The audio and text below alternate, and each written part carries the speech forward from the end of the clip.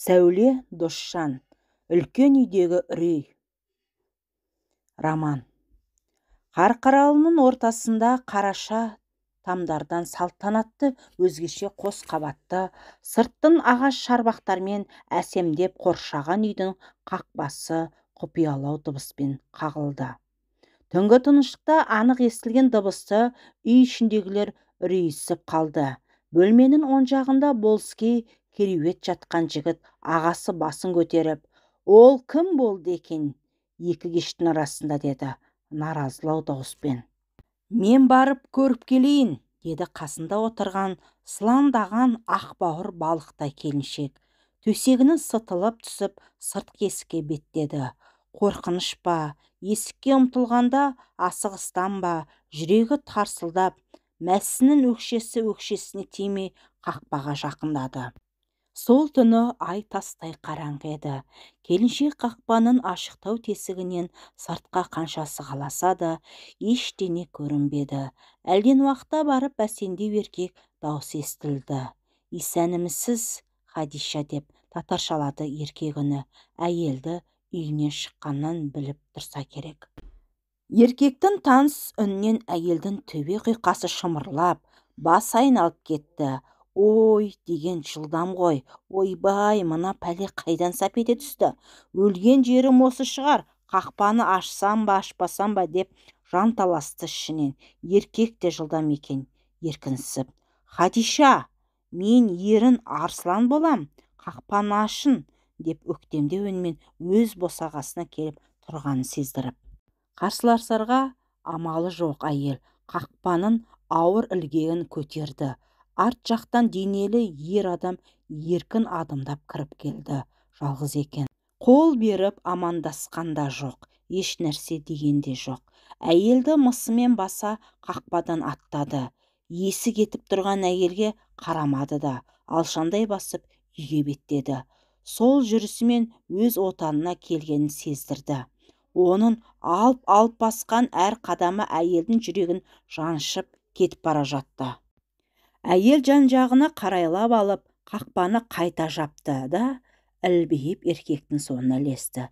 Ілесті деймін-ау, жүрегі келе жатқаны не қалқып келе жатқан өзі де білмейді. Бәсе, кейінгі күндері жүрегім аузыма жиі тығылып, бір жаманшылық келе жатқан сезіп жүреді. Қолым ештеңеге бармайтын. Есіме өткен күндері түсіме осы жирен шал кіре беретін, деп өзімен өзі күбірлеп еріп келеді. Заманында мынау алдында кетіп бара жатқан жирен шалдың әкесі салдырған кірпіш үйдің ауласы да ап чаптырым екен. Мына шығып бара жатқан ауыз секендікте қалдырған алтылық пілте шамға жеткенше 6 сағат өткендей болды. Алдында кетіп бара жатқан еркек әкесінен қалған үйдің есігін екпінмен ашты. 6 айдан алдырып салынған ағаштан құрылған есіктің салмағы әйелдің жаншығандай болды. Жан дүниесі қорқыныштан жапырылып қалды. Еркектің артынан еріп кірген кіреберіске үстіндегі жебегейін қай жерге тастағанын білмейді. Ішкі есік шалқасынан ашық.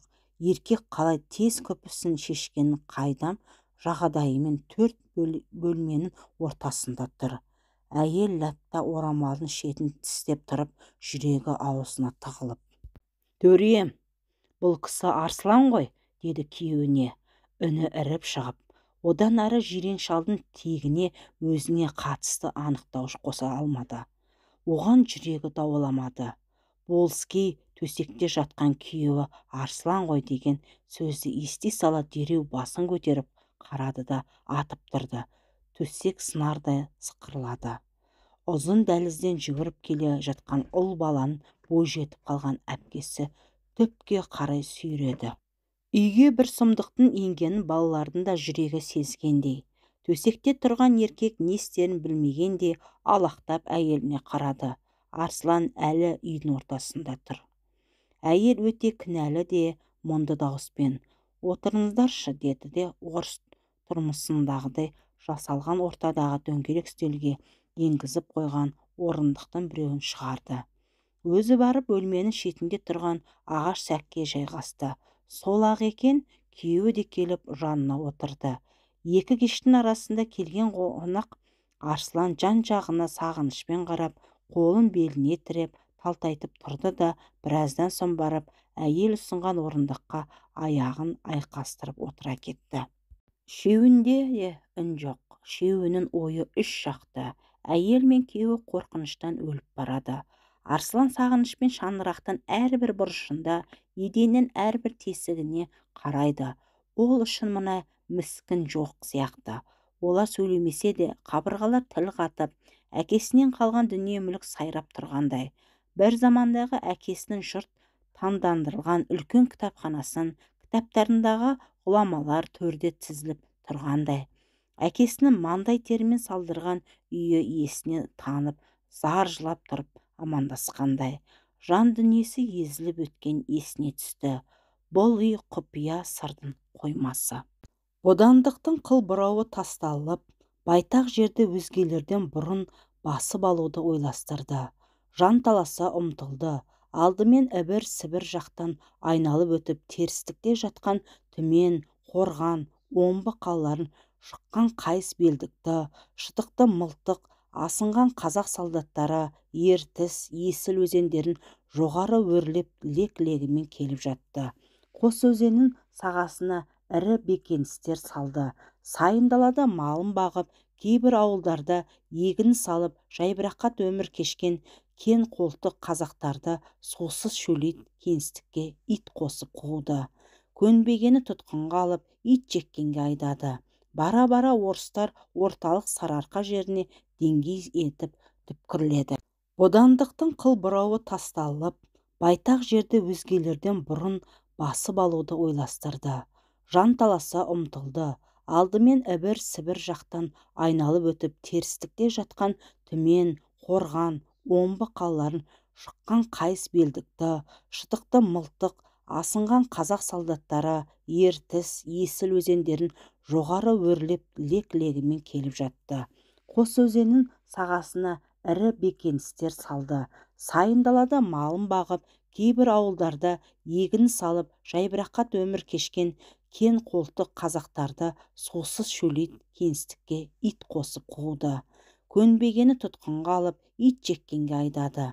Бара-бара орыстар орталық Сарыарқа жеріне деңгей етіп түпкірледі. Солдат легінің соңынан ілескен ішкі Ресейден, Еділ бойынан жерге таласып, қырқысқан орыс мұжықтары Переселен деген ат жамылып, көктемгі тасқын судай ағытылды.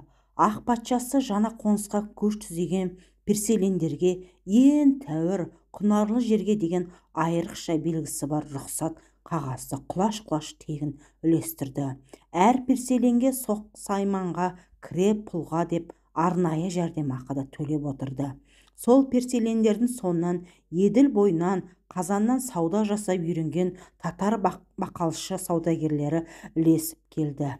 Бір ғажабы, арғы ғасырдың аяғынан таман ішкі Ресейден ауып келген орыс переселендерді жолдағы кенді қала Қарағандыға қиын шақты жұмысына ат басын ірікпей, сол заманда Ну-тоғайға малынып тұрған Қарқаралы, Шыңғыстау жағына ұмтылған.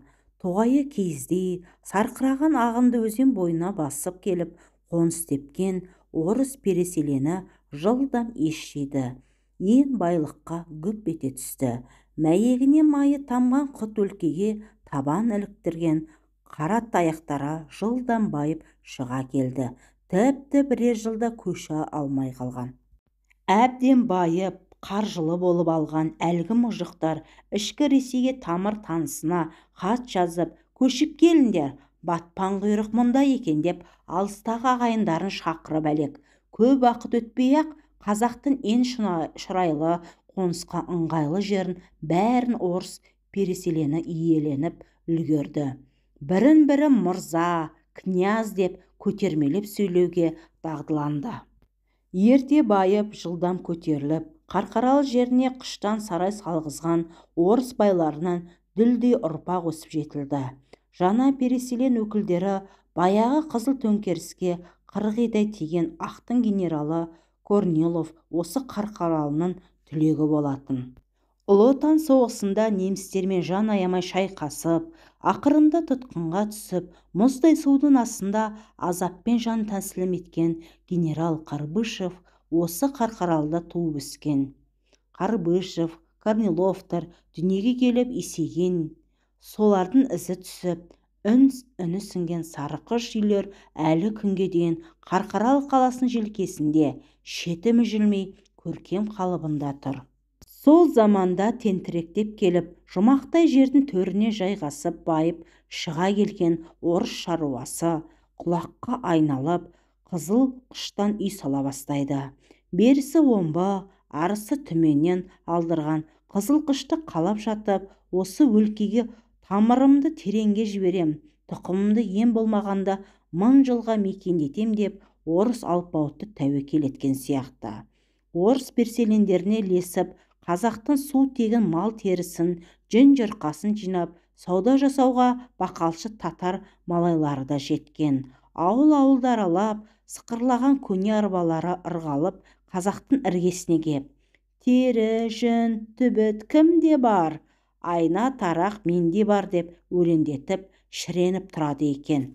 Қазақта не көп о заманда сойылған малдың терісі, көктемгі күзгі күземнің жүні көп. Татар саудагерлерінің арасына тау ғып артып береді.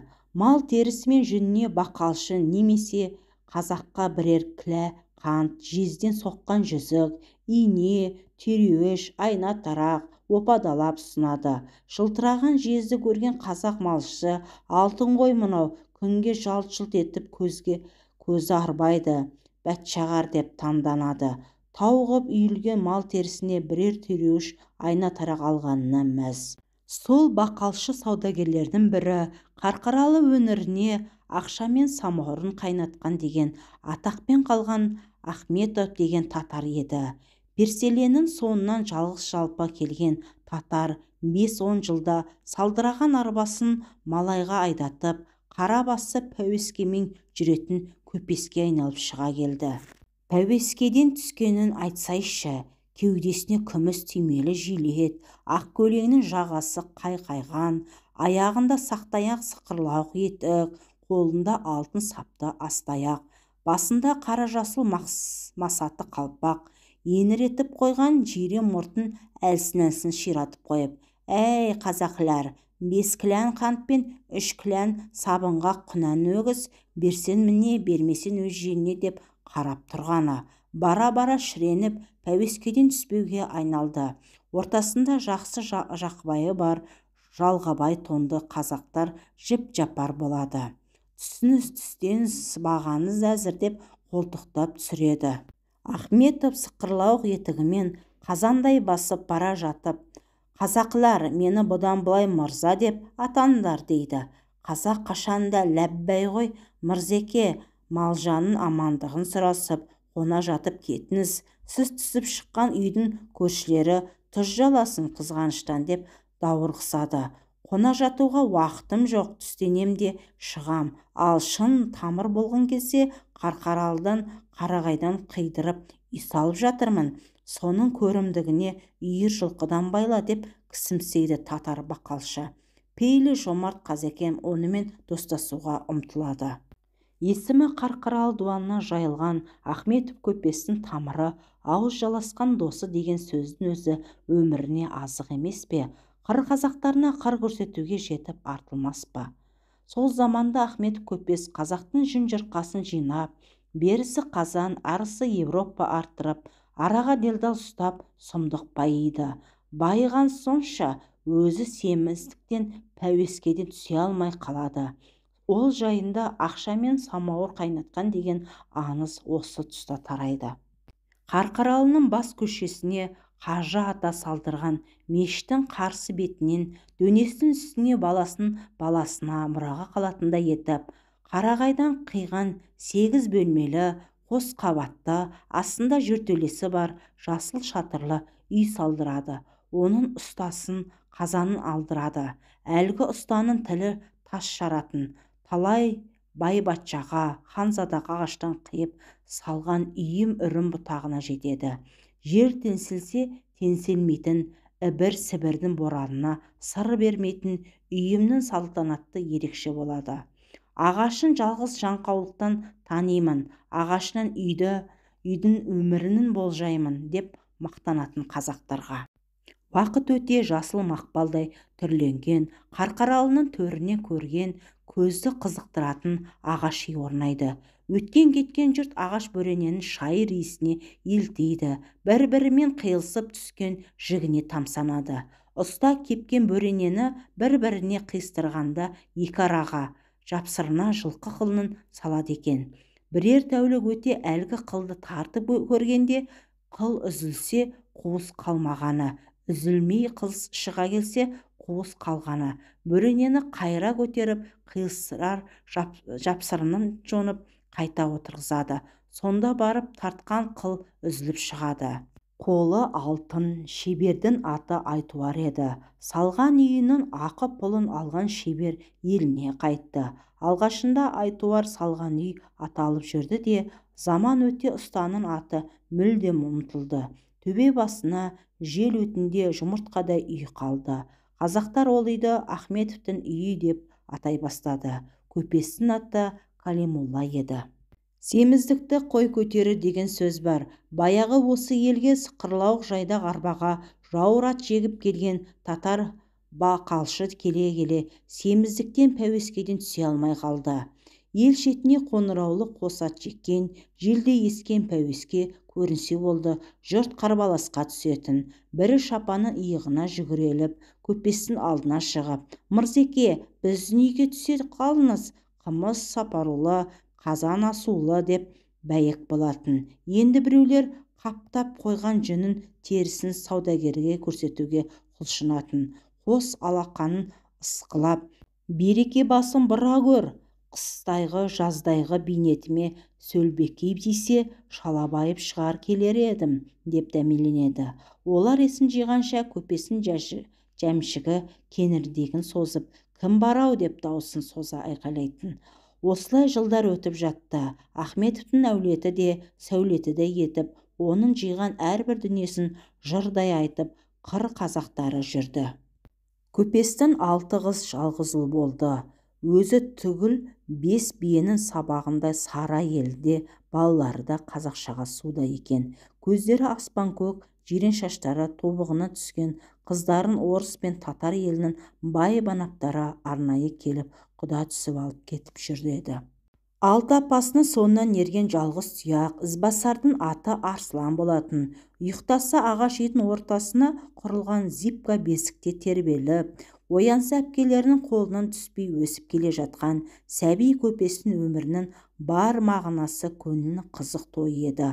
Қырдан келген қазақ тамырлары сол баланы сылтауратып, тай, құлын, қозы лағын атап, қолынан барын алып кетіп жататын. Манайындағы кедей-кепшіктің баласымен асық ойнап, қазанын алдырған, молдадан тіл сындырып, әке-шешесінің атын ағаш үйдің бұрыш-бұрышына ойып жазып жүріп ержетті. Әкесі омбыдағы бір бай саудагердің қызын айттыртып алып беріп, келін сүрдім, енді қызығын көрем деп жүргенде май басқан жүрегі жарылып өлді. Жалғыз ұл анасы Ғақиланың жөн жоба көрсетуімен әкеден қалған саудагерлік кәсіпті жалғастырып, қыр қазақтардың досына айналды. Соры қайнағаны сол таңда алып берген татар әйелінен 10 жыл күтсе де перзент болмады. Сонда да сыр бермей, әкесі құсап қампайып дәуренін сүріп жүрген заман өзгерді. Қызыл төңкеріс келді қазақ даласына. Орталықта терістікте жүріп жатқан астан-кестен дүрбелең қиыр далаға бірде қылыш асынған ақтың әскері, келесіде орысшалап боқтық аралас сөйлейтін қызыл болып келеді. Келген сайын малынды бер, көлік бер, салық төле деп қуыратын. Баяғы жайбырақат мамыражай заман күрт өзгерді. Ахметовтер әулетінде дәурені өтті. Алдында ғана осы төңкерістен бірер жыл бұрын қазақтың байларына еліктеп,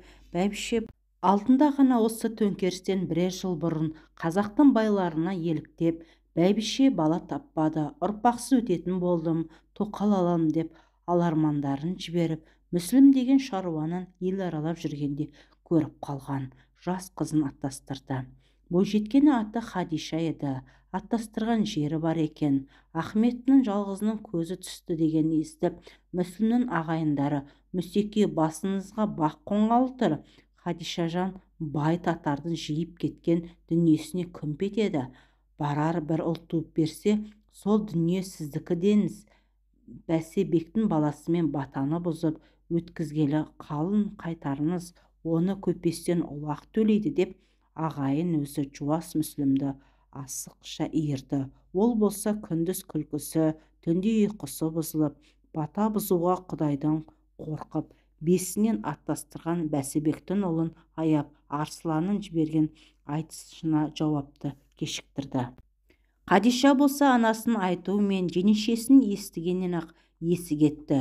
Өзі кедейшілікте өскен соң ба, байдың жалғыз деген көз алдына күні-түні ел жырғып айтатын, Қарқаралыдағы Ахметовтің ағашы елестеп, қашан құдалар келер екен деп елендеумен таң аттырып кеш батырды. Кәмшат бөрігінің үкісі бұлғандап, қыжын бешпетінің белін қынай буып, қасына құрбыларын етіп, ауылдың маңындағы қырға күн салып бір шығып келуді әдетке айналдырғалы қашан. Қыздарға білдіртпей алысқа күн салып қарап-қарап қояды.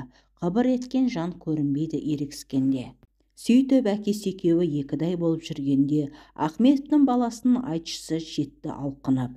Өзі жуас Мүсілімді жөндей тұтты. «Қызымды бермесем, біздің Байеке барады да көрші ауылдағы пәленшекенің қызын айттырады. Оған қарсы келер кім бар? Тек бай қызының ұнатып қалған соң дымымыз құрып тұр. Bir жауабын бер», деп тұқыртты. Хадиша болса есіктің жапсырмасын сығалап әуреленеді. Пәленшекенің қызын айттырады дегенді естігенде жүрегі тарсылдап қоя берді. Айлар бойы армандаған күллі қиялдары көкке ұшып бара жатты. Әкесі абырой болғанда: «Осы сенбіге ағайының басын қосып ақылдасайын, бесік құдамен байланысып бір жауабын берейін», деп екі ұштылау жауап айтқан болды. Шабарман отырған жерінен қамшысын сабын сүйене атып тұрып есікке беттеді. Қос есікті шалқайта ашып қалғанда тың-тыңдап тұрған қызының басына сарт ете түсті. Хадишаны ұяттан өртенген беті ме, ағаш есіктен ілініп кеткен маңдайының шодыры бірдей қызарды. Шабарман атына қонды. Ата-анасы қызының ісіген маңдайына қарауға шамалары болмай ағайындарына қарай жүгірді. Шекесі содырайып кетсе де, көңілінде үміт оты жанып қуанып кеткен Хадиша жеңешесінің отауына қарай жүгірді. Ел боп, жұрт боп жүгіріп, Бәсібектің баласымен болған бесік құдалықтың құнын төлейтін болып келісіп бұзды. «Бесіктен айттырылған қалыңдығымды бермеймін, араға түскенің қолында өлем» дейтін Бәсібектің мондыбас ұлы ма, баяғыда көш кезінде бір көрген қалыңдығының жанына барып сөйлесе де алмаған. Тек әкесі ғана бір заманда қыстаулас болып отырған қатар туылған ұл мен қызды айттырып қойғандарын еске алып, Мүсілімді көрген сайын құда-құда деп әзілдескен болатын. Осыдан бірер жыл бұрын биелері егіз құлындап, қой ешкілері де егіздете тауып, қатар өсіп келе жатқан қос ұлы шөп шауып, қора салуға жарап қалғалы, құдасын қайта есіне түскен. Бәсібек Мүсілімнің үйіне оңашалап келіп, Хадишаны көрген, артынша күйеу болатын ұлы Жазбегінің қалыңдығының құны деп бір ірі қара мен құлынды бие, 5-6 қой ешкі айдатып берген. Соны әкелгенде күйеу бала тұлымды жалбыраған, шикілі сары, тәмпіш танау жасөспірім қызды көрген. Өзі ер жетіп қалған бала. Көке, анау Мүсілімнің қызы кіп-кішкентай сап-сары кене сияқты ғой деп онша ұнатпай келді. Сол-ақ екен, тетелес інісі болашақ жеңгесіне Сар кене деп ат қойып, Жазбекті мазақтаудан жалықпады. Жамандай берген соң ба, күйеу жігіт Сар кенені іштей ұнатпай, өзінше алғысы келмейтін. Тіпті қалыңдығым өсті ме екен, барып көріп қайтайын демейтін де, қайта інісі Назбек есіне Сар кенені түсіріп, мазаққа айналмауға тырысатын. Өзінің көзі түсіп жүрген қара торының әдемісі, сүйіктісі де бар еді. Содан да болар әкесі: «Әй Жазбек, ар жақтағылар сенің қалыңдығының құнын қайтарамыз деп жатыр. Алдағы жаз сені аяқтандырсақ па деп отыр едік, шешен екеуміз», деді бір күні. «Не боп қапты, қызын сүрлей ме екен?» деді мінезі қырт Жазбек. Ой, ақымақ сен, қатынсыз өтесің бе, деді көкесі де қайтпай. Мүслімнің Саркескеннен басқа қыз құрып қаппа, алдағы жазда біреу табылар, деді өзінен жоқ ірілікпен. Немене, қалыңдығының қолдан беріп қой бағып жүре бермекпісің, деді әкесі қайтер екен дегендей. Сөзінің сарында қолына қонғалы тұрған құстан айырылып қалардай болғанын адамның іш күйігі жоқ қой.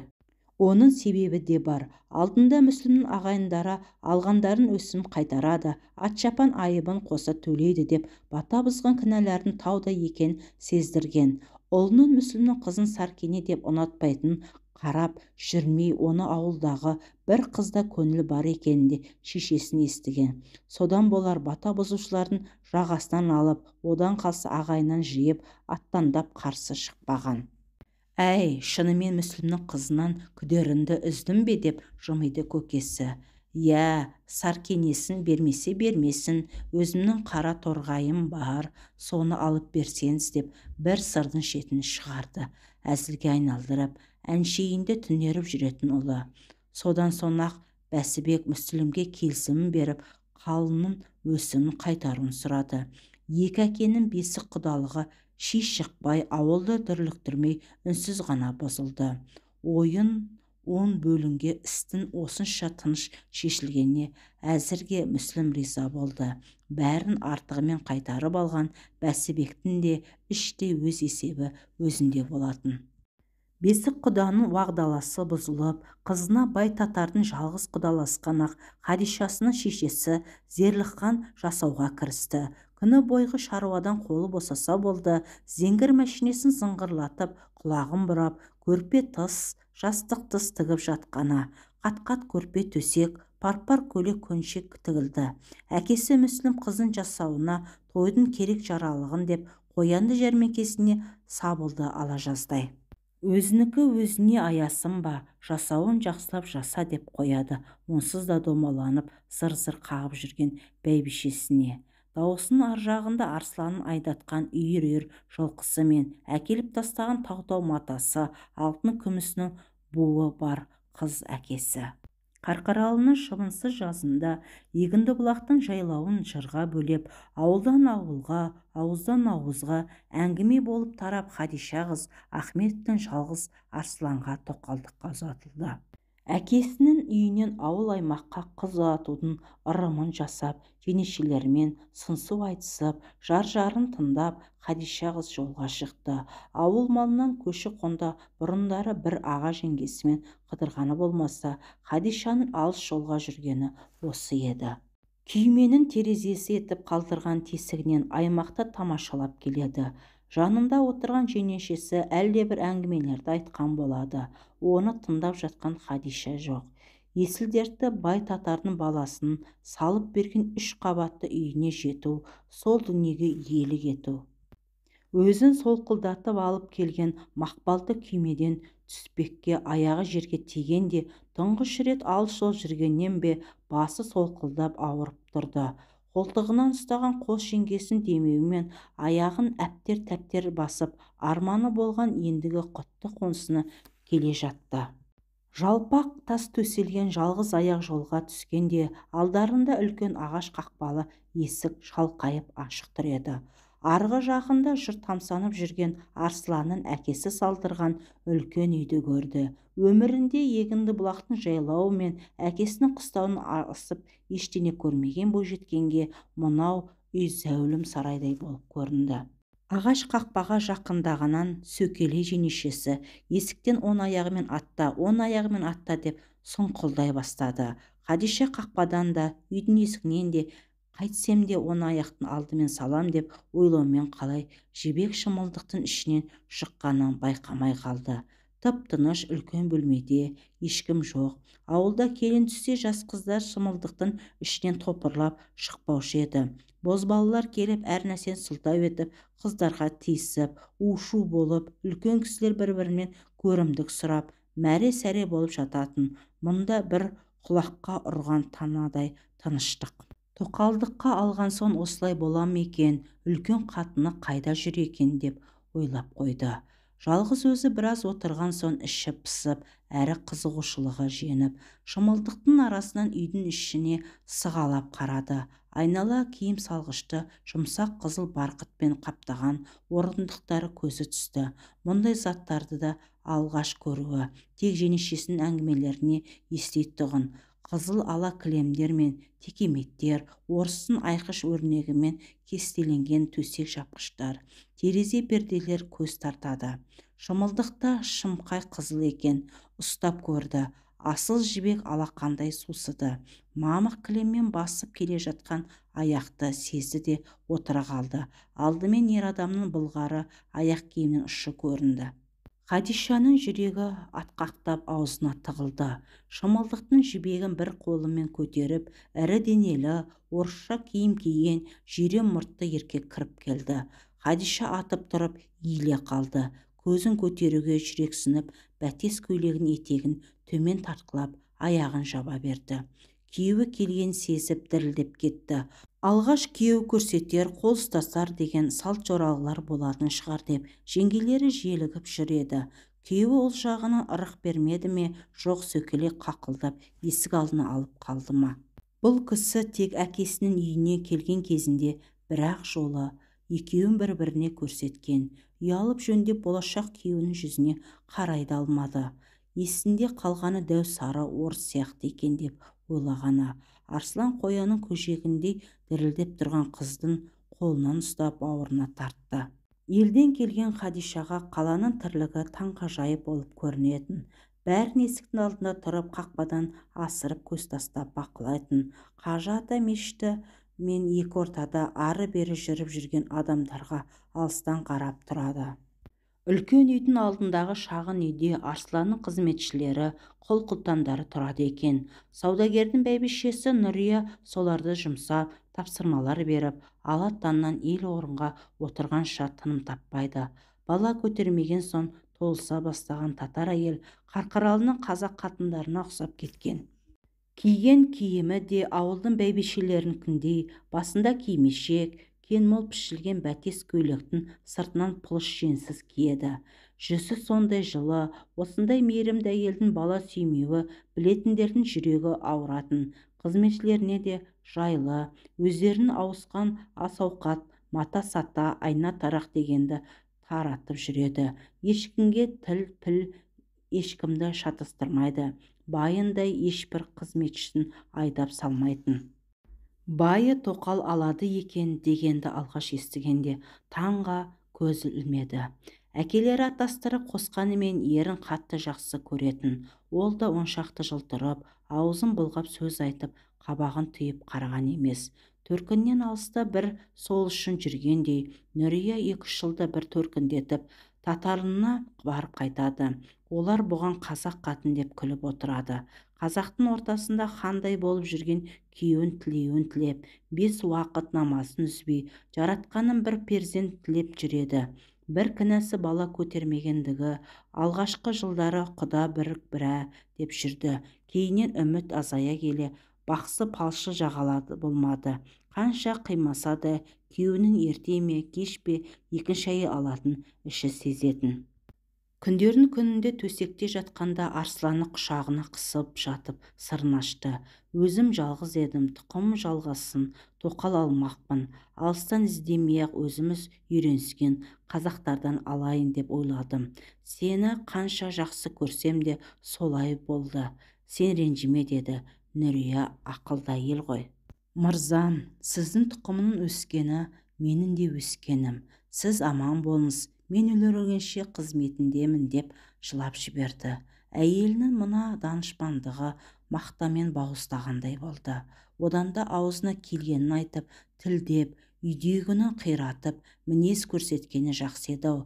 Өзі білетін татардың әйелдері сондай болатын. Мына байғұс көп жыл араласқаннан ба, қазақтың қатындарын ибалшылдығы мен момындығын мойнына сіңіріп алыпты ғой деп өз-өзіне қорланып таңға ұйықтамаған. Одан кейін ол жайында әңгіме болмады. Тек тоқал келе жатыр дегенде жарын қимай түнімен жылады. Сонда да Алладан үмітін үзбей таңғы намазында бір бала тіледі. Ертесіне тағдыр салды, мен көндім дегенде сыр бермей күндес деп емес, келін деп қабылдап қонақ күтумен айналысты.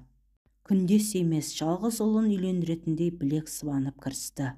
Даладай дастархан жасатып, қос қабат үйдің асты-үстіне торғын жібек көрпелерін төсетіп тастады. Ораудағы талай кілем жайылды. Орыс формасында жасалған кесе, шәйнектер жайнап дастархан тізілді. Ханымдарының мына жомарттылығын қызметкерлерінің пыш-пыш үндеп барып басылды да бәйбішенің кең пейілі мен еріне адалдығын қайран қалысты. Хадиша келіп түскеннің ертеңіне таңғы шайда оразасын ашуға дастархан басына келіп жайғасқан Арслан көпшікті шынтақтап жатып, төменде отырған Нұрияны қасына шақырды. Сенің орның мені жанымда. Уақыт келгенде Хадиша да отырады осында деді. Арсланы шақырған соң жан дүниесі еріп бар, жоғарылап жанына отырды. Түнімен жас әйелдің қасында болған жары кінәлі жандай, аяғын баяғыдай еркелеп, бәйбішесінің аяғының үстіне салып қойып, алаңсыз пішінде асын ішті. Хадиша төмен қарап гүлді шынаяқтарға шай құйып отырды. Баласы үй деген қиын ғой, үшеуінің кеселерінің сылдырынан басқа дыбыс жоқ. Арслан арыстай боп төрде қос-қостан қос жастықтарды құшақтап жатыр. Екі әйелі екі жақта үнсіз бірін-бірі іштей аңдып отырғандай. Ақ сәтен дастарханның үсті толған дәмді тамақтар, күміс шалатқан ыдыстар, терезеден түскен таңғы сәулемен жарқырап көз тартады. Болыскей самауырын екі иығынан дем алып, лепсіден алдырған сексеуіл шоғының хош иісі бөлмені алып барады. Шай ыдыстары қойылған күміс пәтісінен Хадиша өзінің суретін көріп отыр. Кішкентай саусағы шошайып, майысып шай құйды. Сүттің қоюлап қойып, бар ықыласымен күйеуіне ұсына беріп еді, орта жолда бәйбіше қағып алып, ары қарай жалғап ерінің алдына бипаздай қойды. Шайға қосымша қуырған қырғауыл келді. Қызметшілер табақтарды арлы-берлі тасып зыр жүгіреді. Әлдене деп жас қожекейлерінің бірдеңелері сұрап қояды. Олардың осы жасаған қызметтерінің бәрі Хадишаның мейманасын тасытты. Арслан түнде ғана болмаса, күн баласы тоқалына жолай бермейді. Кеңесетін мәселені де, ақылдасатын шаруаны да бәйбішесімен шешеді. Қызметшілер де соны айтқанымен жүреді. Елден келгендер де соның әуеніне төңкеріледі. Соның бәрі күндер өте іштей Хадишаның жынына тиіп жүрді. Нұриямен салыстыратын түр сымпаты да жоқ. Оқыған татардың қызымен жарыстыратын білімі де жоқ. Болған жерден келген татардың қызымен төркінін де салыстыра алмайды. Бетінен ала түсіп қайтарып тастайтын де бәле татар қатын тілі майдай, ұрысып та жартпайды. Байына айтып өтірік шағынайын десе, байы өзімен маңайлатып сөйлеспейді. Тек еркектік парызын атқарады да теріс қарап қор ете түседі. Сонда да Ахметовтардың босағасынан аттағалы Хадиша атасында жоқ пандық пайда болды. Айналасындағы дүниеге тамсанып қарап тоймады. Анасына жасауға деген бергендерін бөлек бөлмеге жидырып қойған. Онда ешкімді кіргізбейді. Ашқанбек ұстаға жасатқан ақ сандығының кілтін шашбауына тағып алды. Жауырынан әрен асатын 5 тал шашының ұшында күміс кілт жылт-жылт еткен сайын тербеле басады. Үстіне апасы берген бар жақсыны киіп алады. Шапаны биқасап, қызылала бәтес көйлек, дүрия женсіз, ақ үйдің салтанатты баспалдақтармен сыртқа бір кіріп, бір шығады. Елден келіп ат байлап жатқандарды көрсе, көздерінен түсіп қалу үшін қақпа жаққа әрені сылтау етіп барғыштай береді. Таныстар кездесіп қалама деп үміттенеді. Қоңыр ауылдан шыққан қойшының қызын кім танысын, тек мырзаның тоқалы осы екен ғой деп іштен ойлайды да, кейбіреу бас изеп, кейбіреу тіпті қарамайда өте шығады. Осыдан мырзама ұл туып берейін, көрсетемін татар қатынға жағынғанда. Өздерінше мені кісі демейді ғой деп іштен тыртиып жүрді. Күн сайын аяғын еріне санап басатын, басын шалқайта ұстайтын әдет жамады. Мырзаммен олай сөйлессем, былай сөйлессем деп күні бойы өзімен өзі әлі қиялдан. Күндердің күнінде елден апасы келді. Қантай жеңешесі ме, олардың қақпадан енгенін байқап қалған бір қызметші әйел үйге жүгіре кірді де, «Жеңеше, апаңыз келді» деп қуана жеткізді.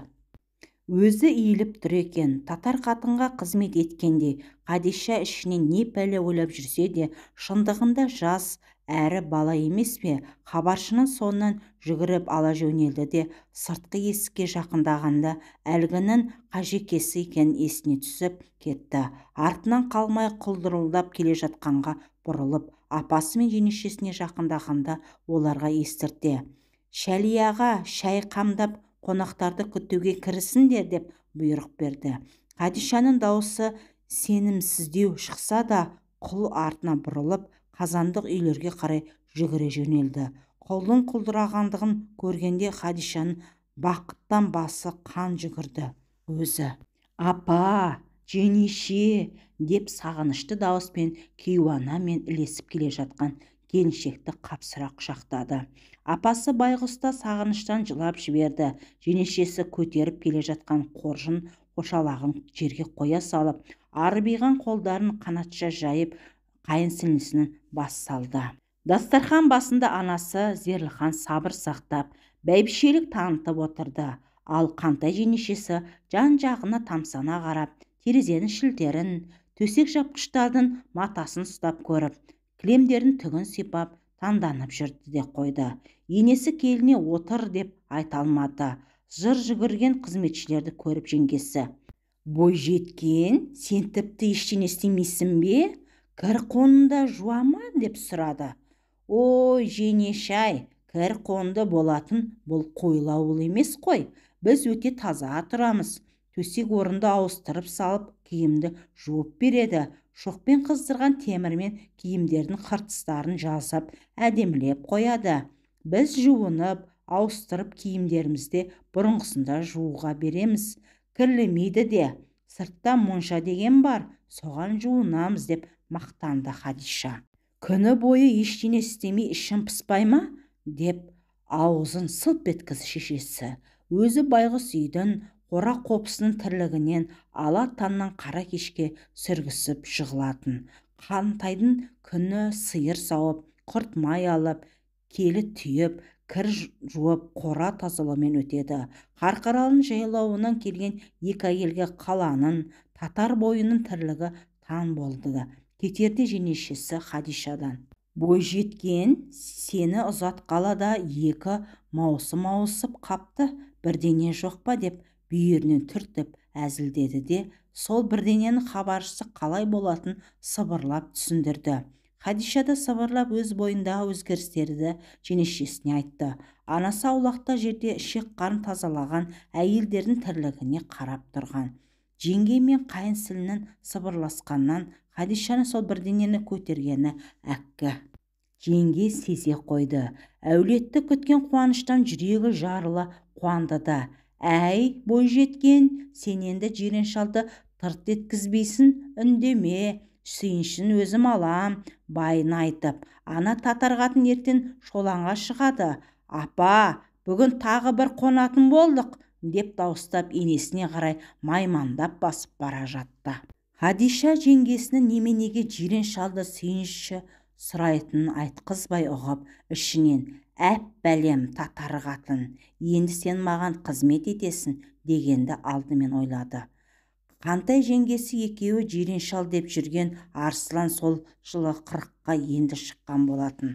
Апасы мен жеңешесі сол күні кеш батқанша тағы болып, жиреншалды күтіп, жаңалықтарын жеткізіп, сүйіншіге, көкесіне сәйгүлік, апасына жанат ішік, жеңешесіне сом алтыннан құйылған алтын жүзік дейді. Арсланның өмір бойы күткен жақсылықтың хабарынан қуанғаны сонша, өзі ғана жүретін алтынды күймесімен екі әйелді Егіндібұлаққа жеткізіп салды. Хадиша ағасы Жақып Қараша үйдің алдында тоқтаған күймеден түсіп жатқан әйелдерді көріп атымен алыстан құйғытып шулап келді. Апа, күйеужан сізге қызметін асырған екен. Бір барғаныңызда ешкімге аяқ арттыртпайтын күймесін мінгізген-ай. Қатыштай барған жеріне қадірлі екен деп мәз-мейрам болды. Көршілер көрді ме екен дегендей келесі қырда отырған Тасболаттың үйі жаққа қарай қойды. Сол екі арада маңайдағы қойшы-қолаң, бала-шаға, қатын-қалаш жиналып қалды. Бәрі алтын күйме белден асқаннан көрдік. Қадышжанның апасы ғой мынау, татар күйеуінің пәуескесімен жеткен деп келіп қалды деп тіпті масайратты. Жақыптың мақтаншақ келіншегі Қантай аузының суы құрып жиылғандарға Қадишаның үйінің сән-салтанатын қалалы жерден көргенін айтып отырды. Зерліхан бәйбіше келініне айта түссін дегендей қой демеді. Өзі базаршылап алғандарын дастарханға төгіп, базарлығын тарата бастады. Келіні екеуі келісіп алғандай, Қадишаның бойындағы өзгеріс жайында көрші көлемге ауыз ашпады. Өздерінше көз тиеді дегендері тек әрқайсысы түнде ғана күйеулеріне айтып, тиген сүйіншілерін жеткізді. Қадишаның әкесі мен көкесі де пендешілікпен сол бірдеңені татардың байын матап алғандай өздерінше мәз болысты. Бір-біріне айтпаса да есептерінің ойдағыдай шыққанын әрқайсысы іштей сенімді болды. Ал Қадишаның өз есебі өзінде болатын. Оның аңдығаны Нүрия, кеудесін көтере ішін алдына шығара көрдім бе дегендей қайқан-қайқан етеді. Арслан Тоқалының екіқабат екенін естігелі есі жоқ. Негізінде өзі балажан адам болса да, Нүриядан перзент болмаған соң сыртқа сыр бермей салқындалау жүретін. Енді Қадишаны отырғызға жер таппайды. Қабағын қағып, ол көңілді жүрсін деп анда-санда әзіл айтып қоятын болды. Ел аралап кеткенде артынан алаңдап жүреді. Бұрынғыдай Нүрияның бөлмесіне бара да бермейді. Тапсырмасы болмаса малайлы мақтымға айтып, тамақ ішкенде Қадишаны жанына алып отыратын болды.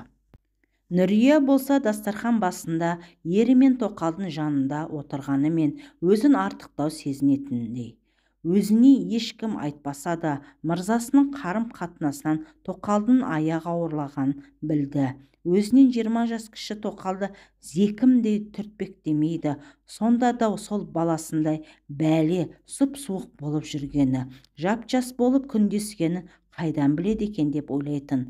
Қазақтардың Тоқалдары бірінші баласын үлкен әйелге береді деп естіп едім.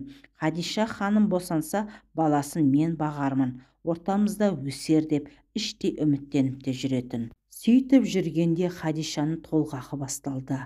Толғағы басталғаннан Нүрияның бөлмесіне жолатпай қойды.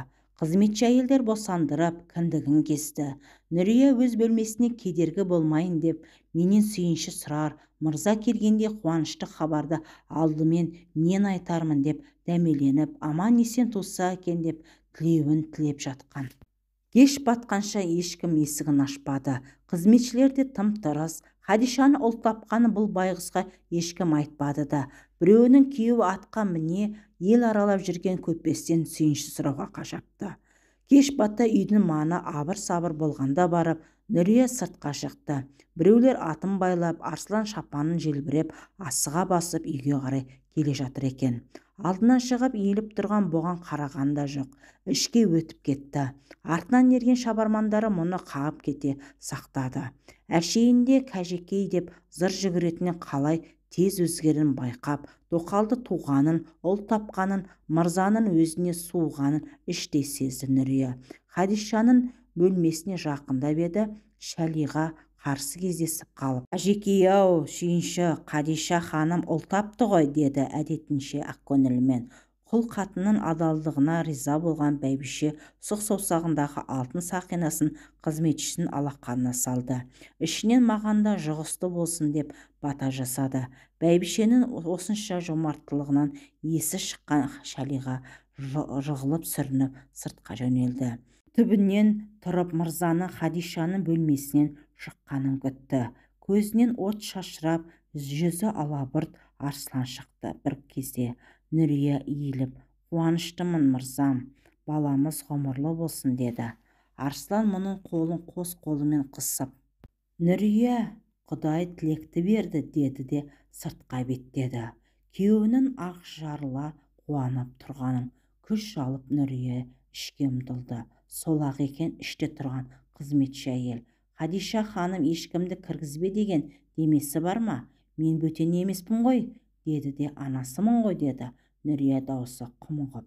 Сонда төр алдындағы болсеке керуетте жатқан Хадишаның басын көтеріп: сен анасы емессің, баланы тапқан мен ешкіммен ұлымды ортақтаспаймын, деген даусы шаң-шаңқ етіп. Нұрия не істерін білмей табалдырықта тұрып қалды. Өмірінде мұндай қорлық көрген емес. Көмейіне тас тығылғандай болып қысылып, көзінен жас парлады. Аяғын артқа қарай ақырын басып, кейін шегініп кетті де Хадишаны жатқан бөлмесінің есігін жапты. Ұзын дәлізбен түкпірдегі өз бөлмесіне жеткенше омырауын жас шауды. Ақымақ Хадиша сол күннен бастап өзі де қисық көздері атысып, жер бетінде бала тапқан жалғыз сол сияқты маңына адам жуытпай қойды. Қырқынан шыққанша қызметшілеріне өзге үлкен үйге бейсуат адам кірмеді. Ақ үйдің ат үзілмейтін кермесі де мырзаның ұлы қырқынан шыққанша баруға болмайды екен дегеннен босап қалды.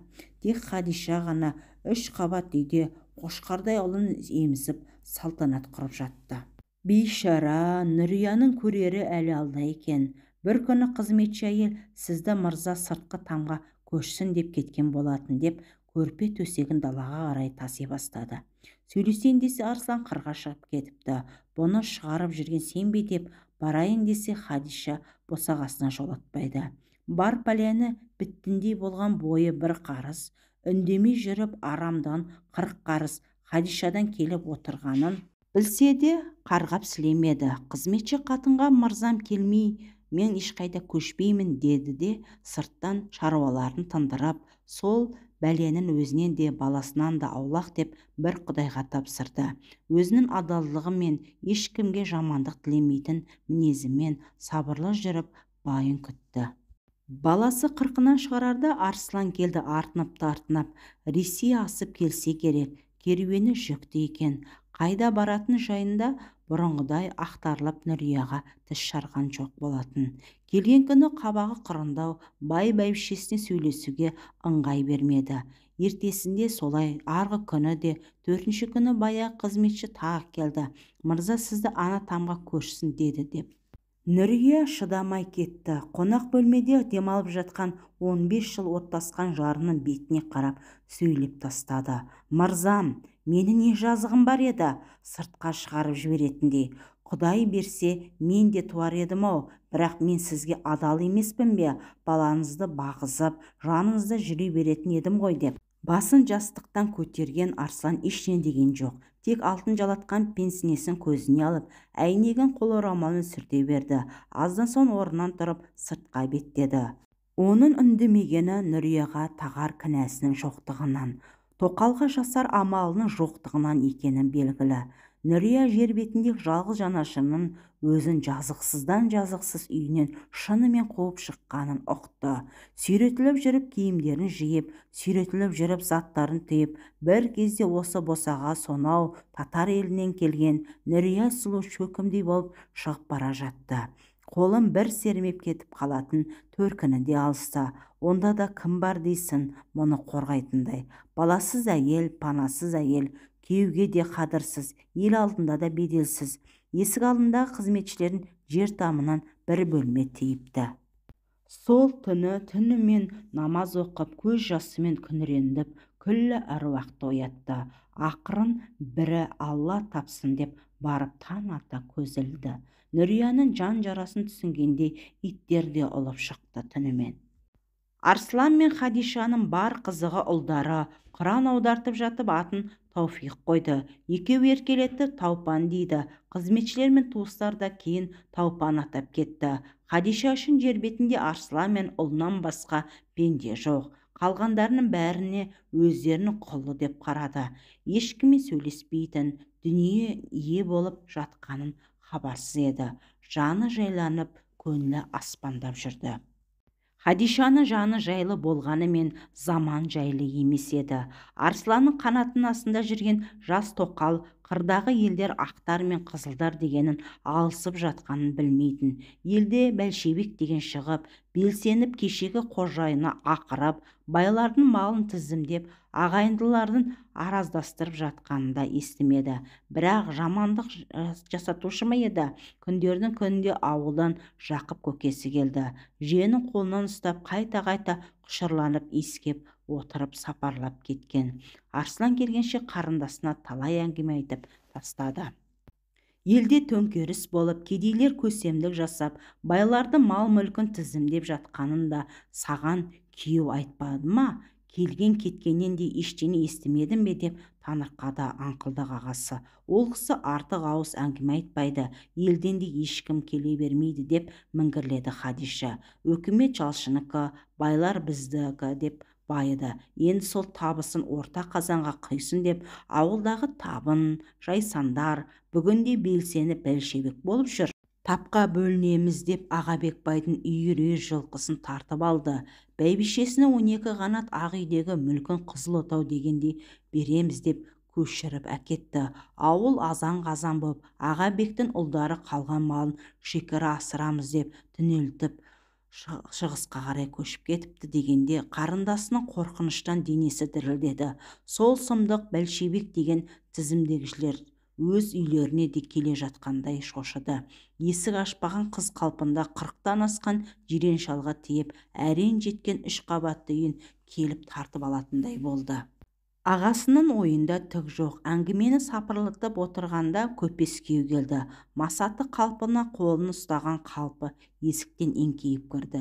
Төрде ұлын алдын алып отырған қайнағасын көріп, жаққа қашан келіп қалдыңыз деп жымиған болды. Қос қолымен қайнағасы Жақыпқа ұмтылып, бірақ қаны қашып, түсі бозарып тұрды. Соңғы кездері жирен шалының қабағы түсіңкі, дастархан басында ауыз ашпайтын болған. Хадиша екеуі-ақ отырып ішкен тамақ та батпай ма? Жоқ, Жақып айтып отырған сұмдықтардың іштей шошып жүрме. Нүрия байғұс дастархан басы түгілі үлкен үйдің босағасына жолаттырмай қойғалы қашан. Жақыптың алдындағы бала өз әкесіне ұмтылды. Аяғын бір-екі басып, әкесінің алдына келіп жайғасты.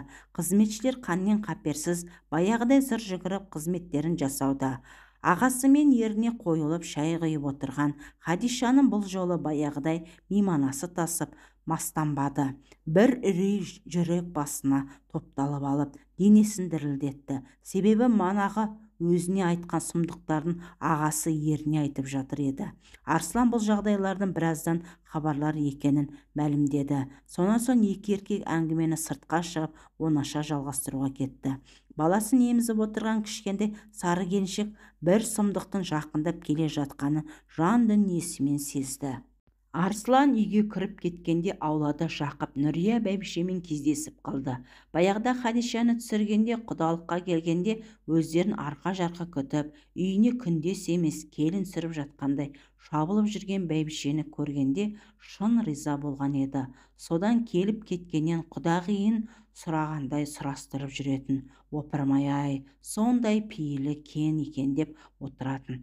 Анасы Зерліхан да Хадишаның енесі сияқты деп риза болатын. Өзі ақ көңіл даланың қазағы. Ой, бәйбіше, сіз үйде екенсіз ғой, көрінбегенге төркіндетіп кетті ма десем деп келіп қос қолдап амандасты. Тоқалдың ағасын адал жан екен білетін Нүрия. Амансыздар ма құда-құдағилар? Қалай, ел-жұрт аман ба деп жатыр. Кеше келгенде Жақып Нүрия бәйбішені сұрап еді, қарындасы бірдене деп жауап берді. Жөнді естімеген соң қоя салған еді. Үйге қарай бұрылғанда есік алдында тұрып, қаладағыларша алдымен бәйбішені өткізіп келген еді. Ол кісі, ой Жақа, мені мына үйге бөліп қойған деп міңгірледі де жер тамға қарай бұрылды. Бәйбіше қарындасын жамандамаса да бір ұятты істі болғанын сезген Жақып үйге қарай кірді. Әкесі Мүслім жуас болғанымен Жақыпты мінезі бар еді. Әрі жөн жобаны да жақсы білетін. Ағайынның мәслихаты болса бір сөз тиетін үлкендігі бар еді. Дәл мына жерде де мәселені айтқызбай-ақ терең түсінді. сенекке саптамасы еттігін тастай сала төргі бөлмеге өтті. Бөлменің ортасында тұрып «Қадиша» деп айқай салды. Өзін қашанда Қадишан деп отыратын ағасын мына дауысынан жас әйел шошып кетті. Онсыз да кешелі бері үрейде жүрген тоқал бәлшебек дүниесін түгелдеуге келіп қалған екен деп ойлап, өз бөлмесінен баласынан да қарауға шамасы келмей атып шықты. Бір бәле келсе келген шығар, көкесінің түрі бұзылып кетіпті. «О не, көке?» деді дір-дір етіп. Арғы жақтан Арслан шықты, тілеп алған жалғыз ұлын құшақтап. «Кім бәйбішені қораға бөліп шығарған?» дегенде барып есін жиған Қадиша ішінен «Құдай-ау, соны да сөз етіп, Арсланнан ұялсайшы» деп ағасын кінәлағандай болып күйеуінің жанына жақындап, «Біз бақпай, біз» деді. «Біздің кім? Сен бе, күйеуің бе?» деді ағасы да қайтпай. «Дүние қоныс, арсыз тоқал бірдеңе дейін деп еді». Күйеу қайнағасынан ұялғаннан тоқалын итеріп бөлмесіне кіргізіп жіберді. Өзі көзімен жер шұқып тұрды. Қадиша сол сорлы үшін де сонша айқайлаған несі деп ішінен ағасын жазғырып, өзінше көкесін сол қылығы үшін күйеуінен ұялғансып барып қолынан ұлын алды. Қарындасының безерейген түрін ұнатпаған ағасы. Бәйбіше дегенің қазақта үлкен үйде отырып, тоқалдың тапқан балаларын бағып, байының 10 тізесін басып отыратын. Татар мен орыстан салтын білмеймін, олар да құдай бала бермеген, мүскінді қораға шығарып жібермейтін шығар. Құдайдан қорқыңдар, оны да көз жасы бар. Әне, сорлыны жеп байғанын заман талап жатыр. Сондай күн әркімге түседі. Арслан, шырағым, сені тектінің тұқым еді. Перзент көрмей сорлап жүр деген соң, жалғыз қарындасымды аттастырған жерден бата бұзып тоқалдыққа беріп едім. Бәйбішені де көргенің көңілін толған, күндестік жасайтындай көрінбеген, мыналарын сұмдық басы болды деді.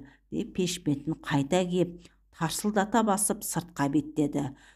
Кермеде тұрған атын өзі шешіп мінді де артына бұрылмаған қалпы тартып кетті. Сол түні Жақыптың қаладағы танысының үйіне қонғанын, не бірден ашу үсті қырға тартқанын ешкім білмеді.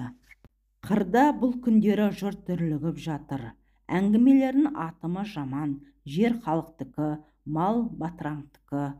Байлар артық мал мүлкін кедей-кепшікке бөліп береді екен, оны кәмпеске дейді екен деп желігіп жүрді. Түбінде бағынбаған байларды жер аударады екен деп сыпсындаушылар да болды. Белсенділер ауыл-ауылға қызыл отау дегенді құрды. Оған желіккен жастар мен жасамыстар жазылып, күнде ойын сауық жасап, білгенін істеп жатты. Сауат ашу деген шаруамен айналыспаққа біраз жұртты жиып алды. Күнде жиналыс. Жиналысқа барып келген келін кепшік өнер шығарып, қалада тұрамыз, кәлектік деген топталамыз деп желікті. Байлардың небір сұлу қыздары мен тоқалдарын белсенділер әйелдікке алып жатыпты деген сыбыстарды шыға бастады. Молданың да күні қаранды. Мешіттердің есігі тас бекітілді. Жұрт ораза ұстап, намаз оқудан қорқатын болды. Арслан қырға шығуды азайтып, енді қырда қалаға келгендердің сыр тарту үшін үйден шақыртып алатын болды. Ел ішіндегі жаңалықтарды солардан естіп отырды. Өзі көп уақытын әкесінің қалған кітапханада өткізеді. Ара-арасында Ресей асып келеді. Петропавл мен Қазандағы татар ағайындылары соңғы жылы қатынауды қойды. Өзі өткен күзде барып қайтқан, онда ел іші тыныш еді. Бүгінгі әңгімелерді естісе жаны түршігеді. Содан биылғы жазда жанын жеп, қанын ішіп өтіп жатыр. Әйелдері де бірдененің тықырын сезгендей дымдары шықпай жүр.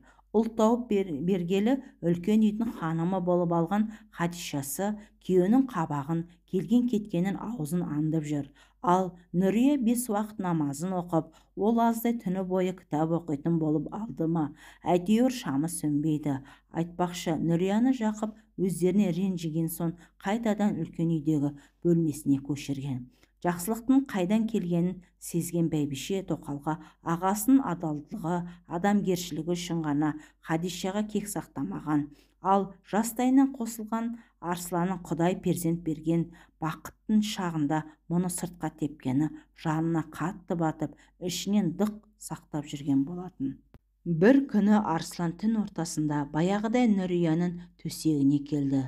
Өзінің өмір бойы күткен баласын туып берген ақымақ тоқалдың алдында әлсіздік танытып, сүйікті жарын сыртқа шығарғанына кешірім сұрағандай бауырына басып ұзақ сүйді. Ешне деп сөз айтпай-ақ бір-бірін түсінді. Екеуі танытқанша сырласты. Арслан заманның жаман болып бара жатқанын, өздеріне де қауіп барын айтып, көрген-білгенін жайып салды. Әкесі мен шешесі қатар өліп, елінен жырақта жүргенде жан серігі болған Нұрияның ақылына, шешімталдығына сенетін көпес көңілін түбіне тығып жүрген бір сырын да жасырмады. Нұрия, менде бір ой болып жүр. Байлардың мүлкін тәркілеу тықыры бізге де келуі мүмкін. Іштей әзірлікте жүрейік, қапа қалмайық, қолға ілінетін алайық, тамаққа ауыстыруға болатын ойлайық. Өткенде қазандыларға хабар бердім. 2 әйел мен баланы қарастыратындай жағдай бар деді. Ертең Хадишаға ескертіп қоямын деді. Арслан осы ойын жайлап Хадишаға айтқанда, тоқалы бірден сусынып, мен ешқайда кетпеймін, Таупан екеуміз осы үйде қаламыз, қызметшілер де бар, баламды өсіріп отыра берем деп азар да безер болды. Мүлікті тәркілей тоқалдарды тартып алады дегенді байы кетсе қызметкерлердің де бетімен кететін ұқпайды. Есіл-дерті дүниесі тіреліп тұрған 3 қабатты үйдің байлығы. Жирен шал кетсе кетеді де татар қатыны алып, мен үйдің басып қалам. Бірдене десе артынан ұлым бар, соған қалады деймін, мені баладан бөлмес деп іште сөзін жұптап қойды. Хадиша айтар сөзін жұптап жүрген күні түнде Арслан отын қораның түкпірінде кезінде әкесі қаздырған екеуі-ақ білетін шұңқырға барып, сенің керек кезің келді, әтейін бекер қаздырмаған екен деп май шамды жерге қойып, топырақ пен ағаш басқан үстін аршиды. Тіпті көк шөп өсіп кеткен. Бетіндегі қақпаны көтергенде шірігеннен бөлініп қалды. 2 бөлінген қақпақты бір жағына қойды да шұңқырға үңілді. Сыз иісі бетке ұрады. Тағы бір темір қақпаны ашты. Қолына ұзын ағаш алып, ішіне салып, ары-бері қозғап көрді. Түбінде жұмсақты бірдене тиді. Жан жағы бос. Енді бісміллә деп алдымен 2 аяғын салып, өзі түсе бастады. Денесінің ортасынан аса бере аяғы жұмсақ нәрсеге тиді. Шұңқырдың шетін ұстап тұрған 2 қолын босатып, аяғын жерге тіреп нықтырды. Өте терең емес екен ғой, сандығы да шағын деп ойлады да, еңкейіп аяғына тиген жұмсақты қолымен ұстап көрді. Қапшық сияқты, жеп-жеңіл, көтеріп сыртқа шығарды. Ашып қараса, жүнді нығырлап салған қапшық екен. Жүн салған қаптармен жауып тастасақ, ауа өтпейді, су тимейді, сақтаған заттарын сол күйінде тұрады деген әкесі баяғыда осы шұңқырды жауып жатып, қапшық іріп тұр екен. Жыртылып ыдырап кетті. Қайта түсіп, әкесінің тыққандарын тауып шықты. Шынында да сол қалпы, суда тимеген. Ала көлеңке білте шамның жарығымен алтын күмістерді ақтарып жатпады. Сыртынан бәрін ұстап көріп, біразын қойын қонышына тығып, шұңқырдың қақпағын жауып, отын қорын бұрынғыдай ретке келтіріп, үйге қайтып келді. Оның не істеп жүргенін 2 әйел де сезбейді. Нұрияның бөлмесіне өте сақтықпен кіргені сондай, қойнына келіп жатқанда бәйбішесі қатты ұйқыда еді. Қойнындағы заттарын жинап жүрген жол қапшықтарына салып үлгерген көпес әкесі салғызған сарайында соңғы рет ұйқыға кетті. Кетпеймін деп зар илеген тоқалына көңілі қалған. Арслан соңғы күндері оның төсегіне бармайтын болған. Тек жалғыз ұлын қимайды, Тауфиғы. Әйти деп былдырлап артынан қалмайды. Үйге келсе, өзі зерек, шешесі қазақша сөйлегенмен татар тілі өзі үйретті. Әкесінің кітапханасындағы кітаптардың суреттерін көрсетті, санамақ ойнатты. Көзілдір, шашы алтындай ақсары сәби өмірінің жалғасы болса да бір Құдайға аманатталды. Аман жүрсе кездесерміз. Сап-сары татардың баласы ешкімнің қорасына сыймас. Қайта айналып келіп алып кетермін. Көп ақша әкеліп берсем, Хадиша қайтарып берер. Дүние қоныс тоқал, содан кейін өз жолын тапсын деп буды іштей. Нүрия жолға әзірлігін білдірді. Таңсәріде оянғанмен Арслан күні бойы ештеңе болмағандай жүрді. Көршілерге 2 салт атты әзірлетті. Ас ауқатын, тағы бір 2 жол қоржынын артына өңгертті. Мен Нүрияны алып төркініне барам. Сен үйге ие бол, ұлымды қара шаңырағынан бөлме. Заманында байқа, ел тынышталса оралармын. Мен осында болсам, байдың тұқымы деп барымда кәмпескелер. Мені қашып кетті десен, сен кедейдің қызы едің ғой, тиіспес. Тауфиқты аман өсір. Қайда жүрсем де жиғаным соныкі деп дауысы дірілдеп. Күні бойы ойланып толғанып, ұлының жолында жүрді. Есінде қалсын деп сырнайымен татаршалап ән де салды. Ел орынға отырғанда қос ат мінген ерлі-зайыпты татарлар алыс жолға шықты. Хадиша ең болмаса қоштасарда жылы сөз айтуға да жарамады. Құтылғанша асыққандай ұлын сүйген әкесінен тез-тез бөліп алып, үйге қарай сүре жөнелді. Сәби жүрегі бір бәлені сезгендей әйти-әйти деп шырылдап айрылды. Арсланның жүрегі қан жылап, аяғын үзеңгіге салды. Сол кеткеннен мол кеткен еді. Күздің қара суығымен қарқаралы дуанын кәмпеске деген дүрбелен бірге келіп, кеше ана ауылда, бүгін мына ауылда малын, дүние мүлкін сыпырып алыпты деген қауесеттер шығып, дақпыртты Семей уезіне жайылып жатты. Мыңғырған байларды ібір-сібірге айдатып жатыпты дегенге де хабар. Хадиша Арсланның барындағыдай емес, елден келген ағайыннан қашпайтын болды. Қайта елден келіпті дегендерге елең етіп, әңгімесіне құлақ түретін шығарды. Тіпті қалаға келгендер үйіне де түсіп жүрді. Партия, комсомол дегендер шығып ел-елді аралап, Қасылдардың өкіметіне өтіндер деп жатыр. Өкіметке өткенде жарылқайды екен деп келді бір ағай. Немен қалай жарылқайтынын білмейді. Оған тек кедейлерді алады. Байлар барын өткізіп, орташа тенеліп барып өтеді екен деп қояды. Өзінің әл-ауқатын өкімет жарылқайтынға жатпайтын сезіп ішінен. Барымды тартып алмаса жарар еді, жарылқамай-ақ қойсын деп жүрген Хадишаның үйіне де тықыр жетті бір күні. Аулада ұлына ағаш ат жасап ойнатып жатыр еді. Қақпанын сындыра жаздап тарсылдатты. Үйлерінде Арсланның барындай топ-топ қызметші жоқ еді. Баяғы Нүрияның бөлген тамда әйелімен Ермет деген бір татар шалыс тұратын. Шәлияның үй іші қырға кеткен. Ермет қақпаға сүріне қабыны жетіп ашып жіберіп еді. Үкіметтің үлгісімен киінген 2 еркек жедел басып үйге беттеді. Жүрегі бір бәлені сезген тоқал оларға қарсы жүгірді. Түсті суықтау біреу. Сен бе, Ахметовтың тоқалы, деді зілді дауыспен. Еркек отты жанарымен Хадишаның тұла бойын тінтіп өтті. Жап-жас екен ғой, қоянның көжегіндей түрін құшақтай алып үркіттейін бе деп ойлап та үлгерді. Есіне үкімет тапсырмасымен жүргенін түсіп, түсін қайта суыта қойды. Оның түріне қорыққан дауыспен. Деп күмілжіді Хадиша. Жолда сен осында күзет, мен мына әйелмен іштей сөйлесейін, деді. Ермет Таупанды өз үй жағына жетелей жөнелді. Үйге кірейін бе деп рұқсат сұрау жоқ. Әлгі еркек баспалдақты нығырлай басып, есікті шалқайта ашып кіріп кетті. Хадиша соңынан ерді.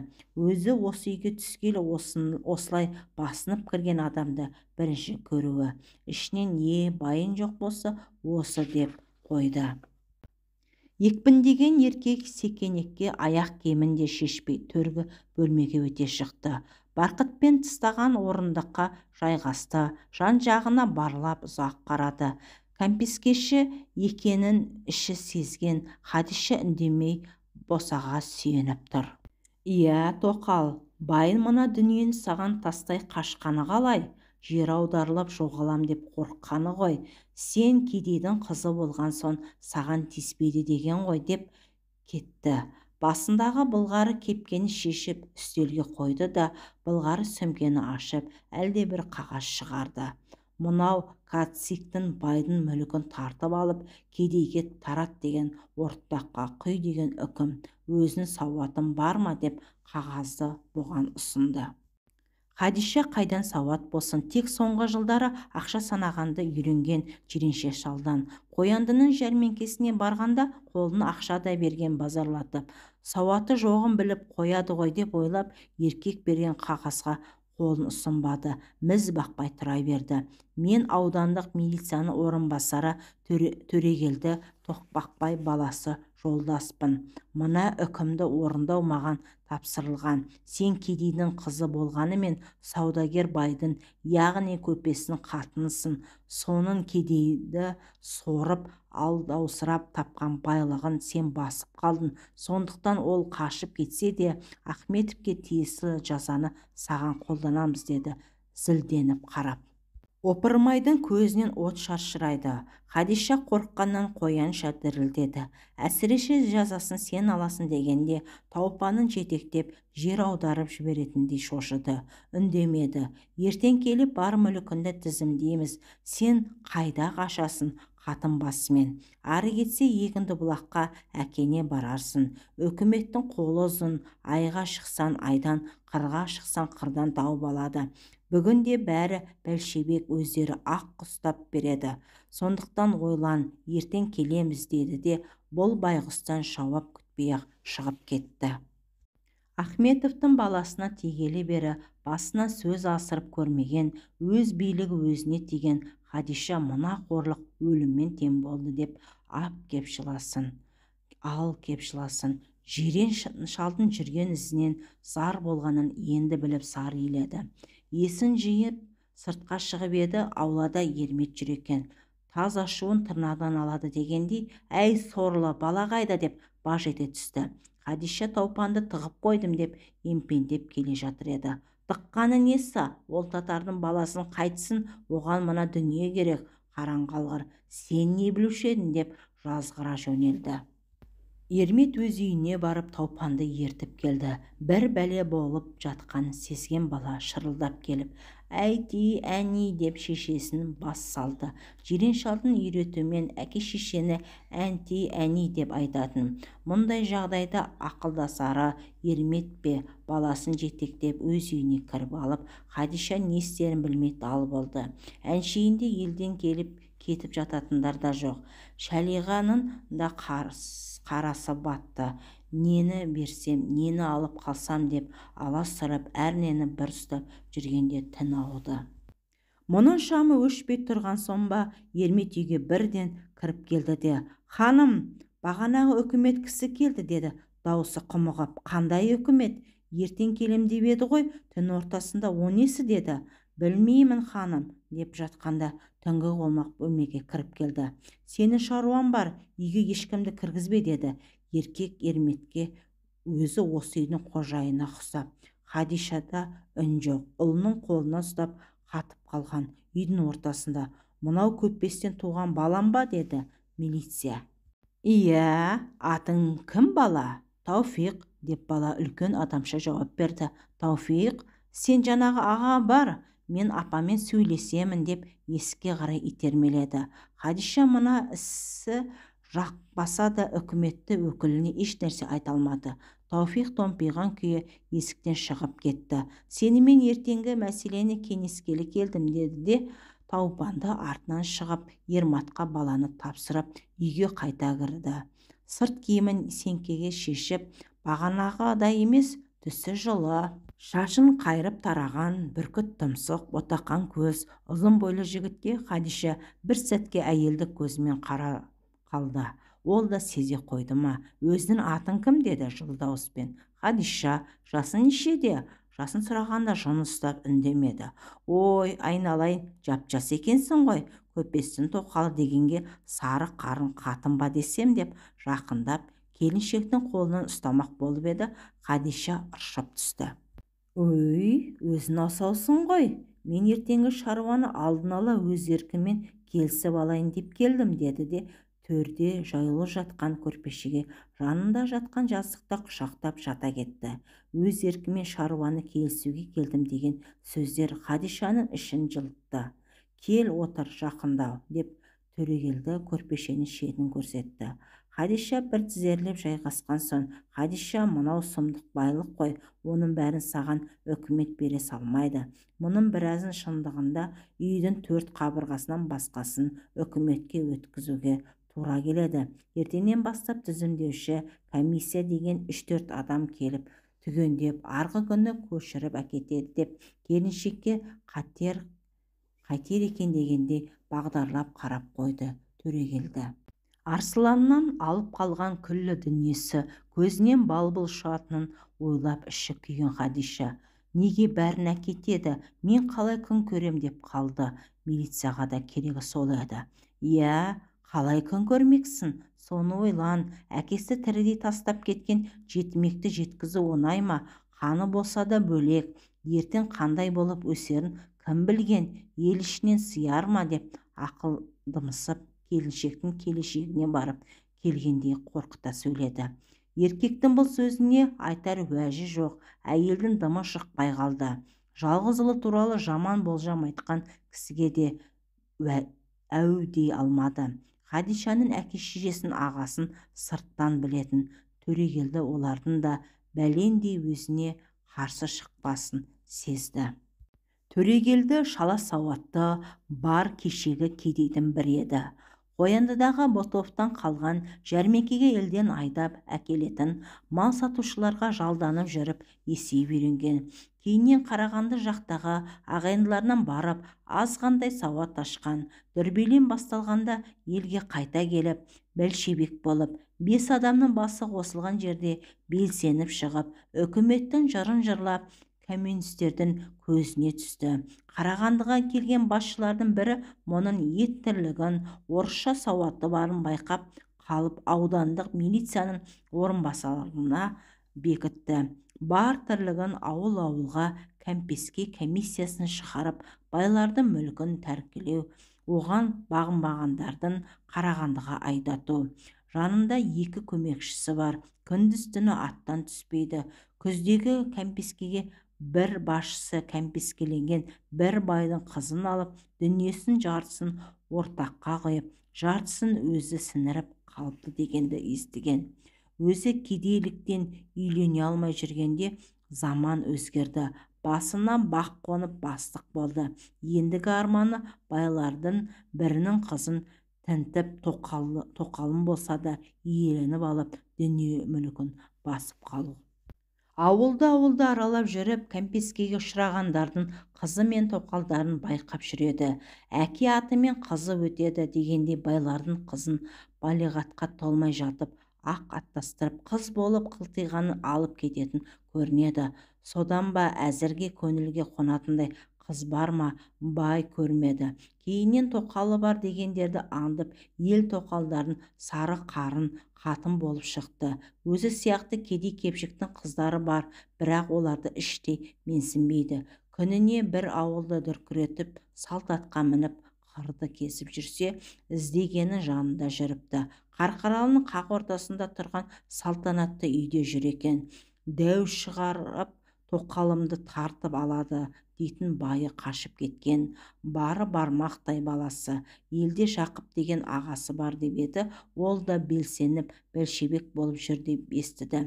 Өзі бәлшебек болса, аудандық милициямен қайын болғанымен қуанбаса қиналмас. Осылай ойларымен күндіз көріп кеткен келіншекке түнделетіп келген еді. Бүгін ертең деп соза бермей, мәселенің басын бірден ашып алмақшы болды. Хадиша, мен саған әдейі түнделетіп келдім деп бір тоқтады. Келіншек не дер екен дегендей барлай қарады. Ол үндемеді. Мынандай шекесіз байлықты бір күнде арттырып жіберу де оңай емес шығар. Үкіметтің үкімін де бұзуға болмайды. Содан саған жаным ашып келдім. Ертең осыдан шамамен аулаға шығарып берейік те, кәмпескенің тізімін жасап, арбасына арттырайық. Қалғанын өзің ие бол. 3 күн бойынша сені жер аударамыз, керек екен білесің ғой, сол жағында шешейік деп бір тоқтады. Соңғы сөздерін естіген Хадиша, бұл кісінің не ойлағаны бар деп, сені жер аударамыз керек екенін білесің ғой дегенін іштей қорқып отырды. Сен әлі жассың, мына дүниеге ие бола алмайсың. Үкімет те сені жіберіп қоймайды. Сондықтан біреудің естігенін ұстағаның жөн болады деп келіншекке қарай жамбаспен сырғыды. О, не дегеніз, күйеуіміз тірі ғой деп күмілжіді әйел. Ол қашқын, үкіметтен қашып кетті. Осындай азапқа сені тастап кетті. Келсе де оны үкімет ұстап алып, соттап жер аударады. Енді сен оған жоқсың. Бұл үйде оныкі емес. Дұрыс шешсең сенікі, дұрыс шешпесең үкіметтікі. Сондықтан ойлан, байым жоқ, басым бос қатынмын деп қайта байға тий. Сенің кедейдің қызы екеніңді, дүние мүлікті де өз еркімен өткізгенді ескертіп, жер аударудан алып қалармыз деп барып өзіне салмақ сала тоқтады. Дұрыс шешетіндей не істеуім керек, деді әйел. Арғы жағы үйден айырылмау. Бәлшебек не үкіметтің қызметінде жүрген біреулерге байға тиесің, деді анығын көшкен Төрегелді. Оны қайдан табам деп көзінен бақырайтып келіншек. Міне жанында отыр. Күндіз көрген саған есім кетті. Мен де бойда, сенің де басың бос. Екі жарты бір бүтін болып мына барға ие болайық деп тұрғанда саған ешкім тимес, деді. Аудандық милицияның бастығының орынбасарына қарсы сөз айтатындай келіншекте күш пайда болды. Ол кісіні айтып отырғаны да жөн екен. Жаныма серік болатын Бәлшебек іздеп қай ауылға барайын? Өзі келіп тұрған бағым шығар, өзі тым шалда емес екен деген ой ішінен қылан етті. Сен ойлана тұр, мен сыртқа шығып шылым тартып келейін, деді де Төрегелді көн пәпкесінен мүштегін алып сыртқа беттеді. Есік алдында қызметшілердің үйдің шамы сөніпті. Күллі ауыл ұйқы құшағында. Тек түнгі тыныштықты бұзып тұрған иттердің үргені ғана. Тоқалды бүгін түсірім керек құрыққа деп ойлап Төрегелді ішке қайта кірді. Бағанағы отырған жеріне Хадиша әлі отыр. Неге отырсың? Мен сені төсек салып қойған шығар десем, деді ересек өктемді үнмен. Қалай салам, сіз қонбақсыз ба, деді әйел. Енді ше, саған пана болайын деп келдім емес пе? Енді саған күйеу болам. Қалай? Көкем мен әкеме айтпай сізге тие салам ба? Сен жас қыз ба едің? Әкенен рұқсат сұрайтын. Сен бай қатынсың, кімді үйге кіргізіп аласың, өзің білесің. Кәмескелектердің әйелдері сөйтеді. Сен бүгін қойына жатам, ертең комиссияға әйелім деймін. Әке шешең кейін ести жатар, деді. Де саптама етігін шешіп есік жаққа лақтырды. Қаласан да қаламасан да байын болам. Әйтпесе жолын жер аудару дегенді білдірді де қимылымен. Хадиша жиреншалы екеуі жататын қос төсекке бірге жатуға жүрегі дауалдамай төргі бөлмеге еркекке төсек салды. Төсегіңізді қонақ бөлмеге салып қойдым, деді сызылып. Қайда деп Төрегелді қолынан ұстай алды. Хадиша да маңдайға жазылған осы шығар дегенде қарсыласпады. Шал шешінген еркек келіншек төсегіне ала құлады. Ойда жоқта күйеулі болып қалған Хадиша осының бәрі түстім бе, қазір комиссия дегені келіп үйімді сыпырып кететін шығар деген ой түскенде ұйқысы шайдай ашылды. Жанында жатқан Төрегелді түк білмейтіндей осы төсекте өмір бойы жатып келе жатқандай қор ете кетті. Татардың ісмер қыздары тоқыған терезедегі әсем шілтелердің күн сығалап қарайды. Құдды Хадишаға күйеуінің көзіне шөп салып ойнастық құрдым ба деп күліп тұрғандай.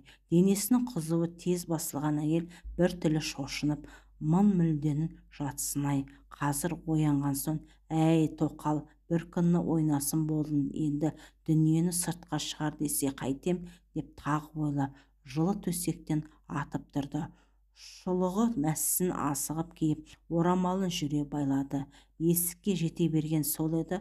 Хадиша, қайда барасың асығып, деді еркек. Ұлымды тауып алып, үйдің заттарын сыртқа таситын ерметке деп қайтер екен дегенде мұңая тіл қатты.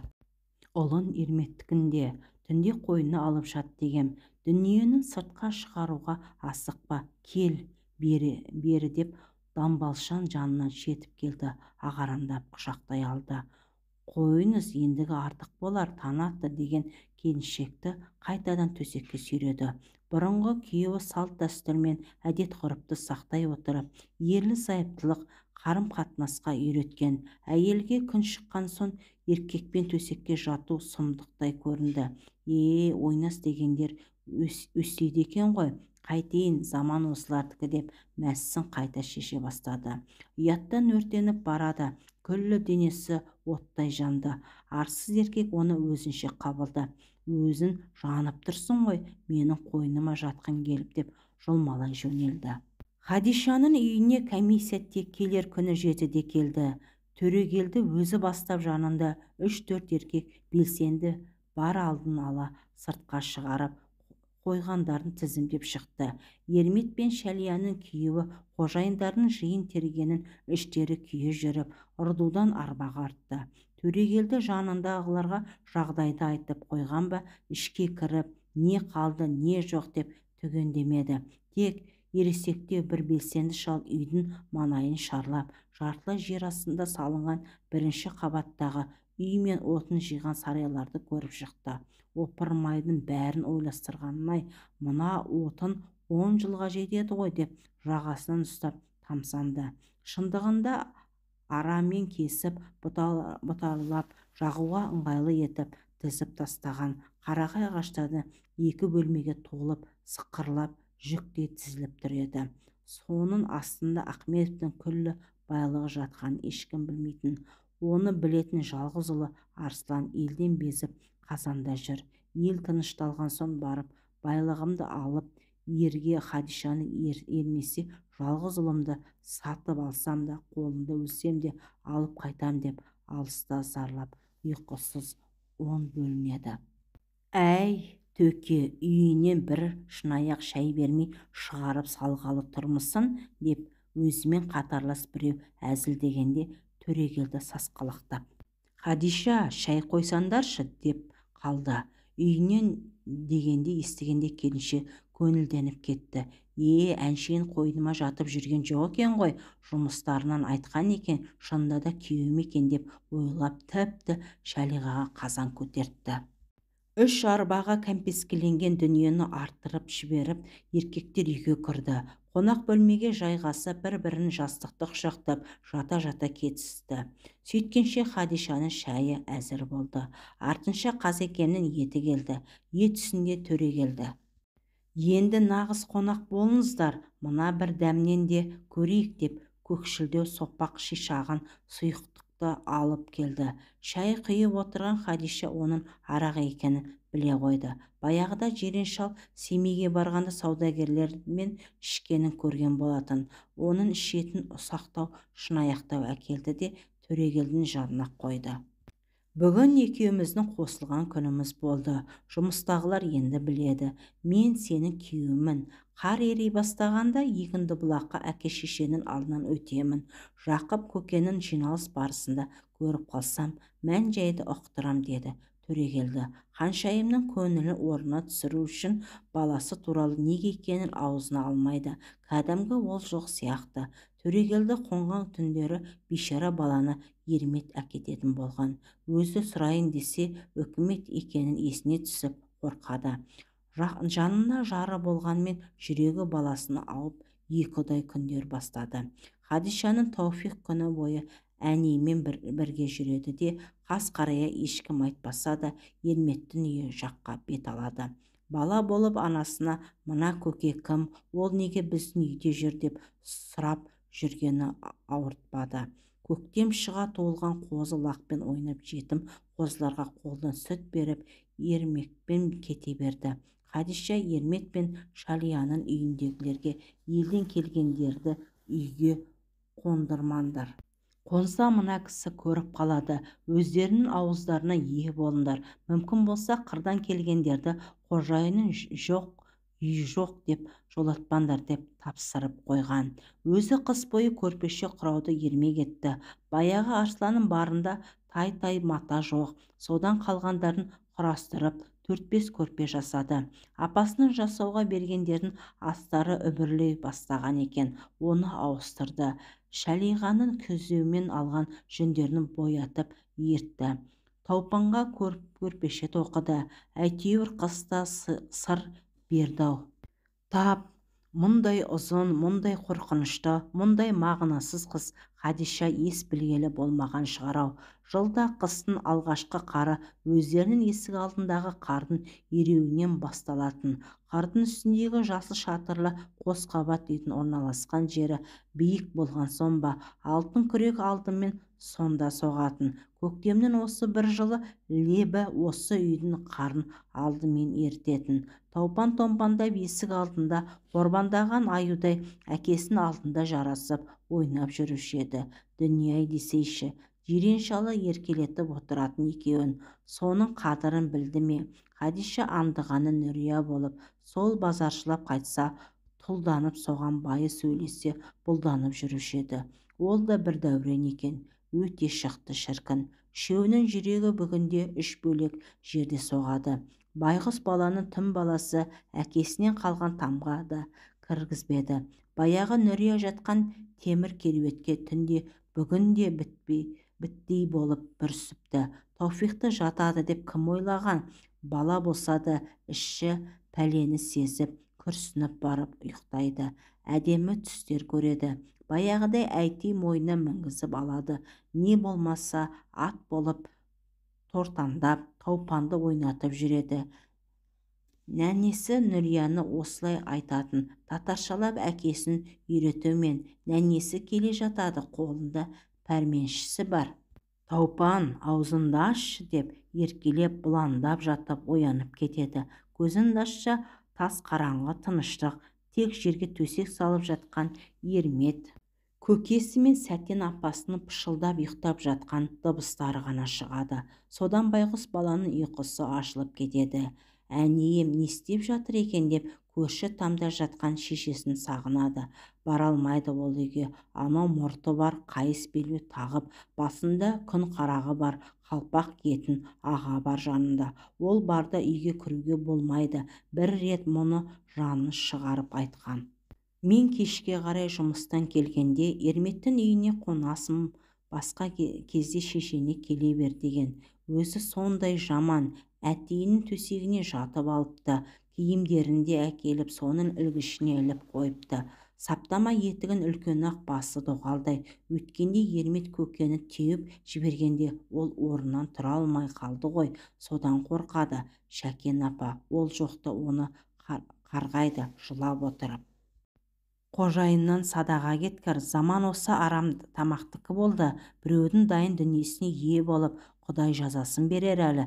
Біттей баланы анасының тірідей айырып, Құдай тапқыр деп келіп Таупанды бауырына басып ұйықтатады. Тауфиқтың алтын пәуескесімен әйтім келеді деп күнде үйдің артындағы үйлі қарағайға шығып алып қара жолға қарайды.